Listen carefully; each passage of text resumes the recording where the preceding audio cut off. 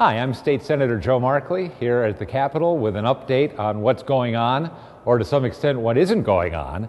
It's Wednesday afternoon as I tape this. I had some time free because I figured we'd be in session. There was an expectation that the bipartisan report from the task force might be finished and due to be voted on. That didn't happen this week. I'd be surprised if it doesn't happen by next week, by Wednesday of next week. Certainly the leadership has been meeting to go over the recommendations that came out of the various task forces, the subcommittees, to try to decide on a consensus package for a vote. And of course the center of that, and really the center of contention, are proposals for further restrictions of gun rights. I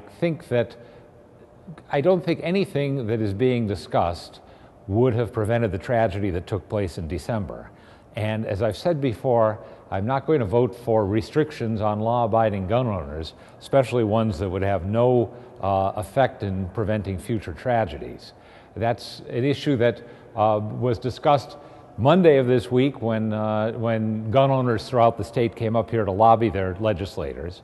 It will be discussed again tomorrow, Thursday, as there are public hearings on various bills concerning proposals to curb gun rights. I'll keep you posted as that goes forward, but as I said, my guess is that there's an excellent chance we'll vote Wednesday on some kind of package which may have some limited restrictions on gun rights, and then other bills to the same effect will continue through the normal committee process and may come before the legislature later on in the session. If you feel strongly about this, make sure to speak out to your state legislators, to any legislators that represent your community. I think my experience is that legislators will give special weight to anyone who lives in a town that they themselves represent. Let me move on and talk a little bit about what isn't being addressed as we speak, at least to the extent that it needs to be, which is the state budget. I've said to you in previous updates that the governor presented us with an unusually opaque, confusing document, hard to figure out what's going on. We've had ongoing analysis, including an attempt by the Office of Fiscal Analysis to put this budget back in the form of other budgets so it would be easier for people to make direct comparisons. And I just want to go over a few of the things that we now can say for certainty about the budget that the governor gave us. First of all, as I reported before, this budget increases spending by 9.7% over the 2 years that it would be in effect. That's just shy of $2 billion in additional spending.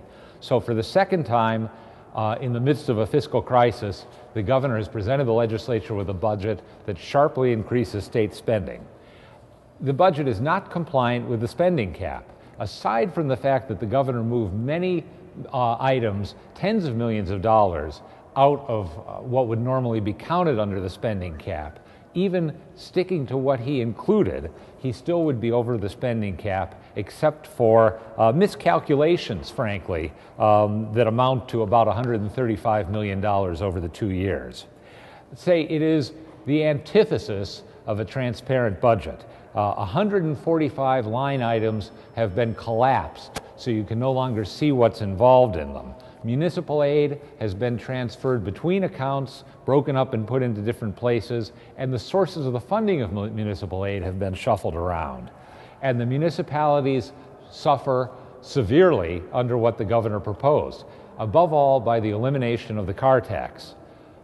Eliminating a tax is a wonderful idea, in my opinion, but you can't take it away without figuring out what you're going to do about it. And the worst of it is for the state level of government to do away with a municipal tax revenue and not make up for that revenue. And in this case, we're talking about over $630 million in revenue to towns.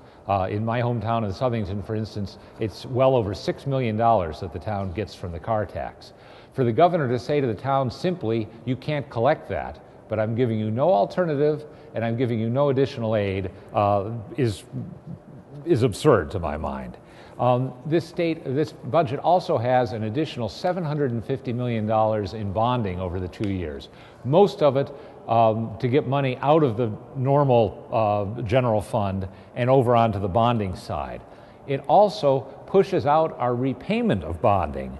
The economic recovery notes, which were unwisely issued during the Rell administration, are now extended for 2 years, and it's going to cost in the long run taxpayers $217 million additional by the time we pay that money back.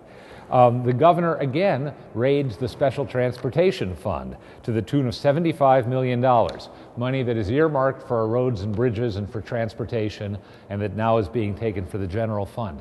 Just what he said he would not do. Of course, this happens at a moment that there's a clamor for tolls, on the theory that the money for tolls would go into our roads and bridges. We already have money which is supposed to be dedicated to roads and bridges. It's taken away every year by one governor or another. There's no reason to start another such fund through tolls and expect that somehow that money is going to get to where it needs to get. Another thing the governor does that I find outrageous is he proposes to take existing customers of United Illuminating and CL&P and put their electrical service out to bid from private generators. A lot of people on their own have switched to private generators of electricity, and there's a cost savings involved. In this case, the governor would take those customers, assign their electrical suppliers to the highest bidder, and then let the state pick up the profit instead of the ratepayers. The ratepayers would continue to pay what they're paying, and the state would take the difference. Somehow this is supposed to be better for the consumers. All it is, again, is better for the state coffers. He also reduces funding to Connecticut's hospitals by over $500 million. At a time when the hospitals, I know the hospitals that I have the most contact with are themselves looking for every kind of economy just to be able to continue to provide services at their current level of funding. I think the governor's notion is, I'm going to cut them until they push back, and the hospitals are pushing back, and I will help them and try to defend that funding to the hospitals. The way to save the state money is to find the savings here in Hartford and not to cut back on what we pass through to people who are providing services to the citizens of Connecticut. In the way of where is the money going, it's worth noting that employees receive state employees receive $125 million in raises in the budget the governor proposed. Lastly, let me say a word about the independent pharmacies. I've heard from them throughout my term in office.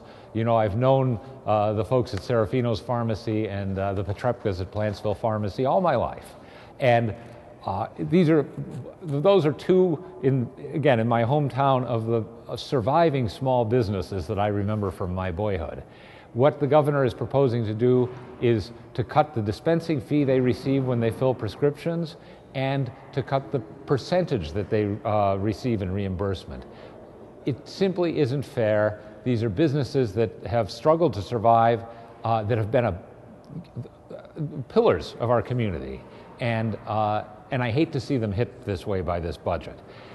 The problem is this: there's general agreement on most of the things I've mentioned, that the governor is sending us in the wrong direction. What concerns me is that the focus on the Sandy Hook Commission has held us off on appropriations from really tackling the meat of this budget. There's a lot of work to do on it. I think there's a will to make changes. I also feel that the clock is ticking, and I want to see that work begin. So that is my update from the Capitol. As I said, my guess is that next week we'll be back in session, and at that point I'll be back with another video for you. Thank you very much.